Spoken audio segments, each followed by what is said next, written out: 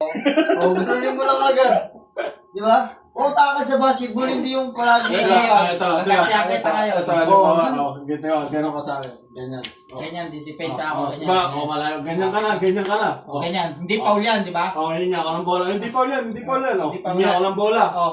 Ganunin kita ngayon. Pak! Pak! Sabihin ko na. Oo. Taxi ka na. Wala Taxi ka ka na. yun.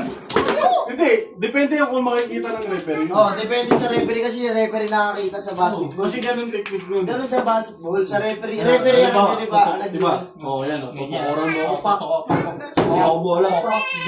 pag ganyan pa rin Depende nga. Oo, Mabilis ang kamay mo. Oo, basta mabilis kamay mo. Ay, sa basketball kasi pag wala ka. Pag ginanong kita, Kunyari, o, sige. dapat antayin ko. Kunyari, ikaw kakaldag ka. Kunyari, kaldag ka. Kakaldag ka. Eh, kung iwasan kitang ganyan, sumubsob ka. Hindi, kung ganun din kita. O, doon ka matatawagin ng offensive kasi makikita ka na agad Ganun dun ka. eh.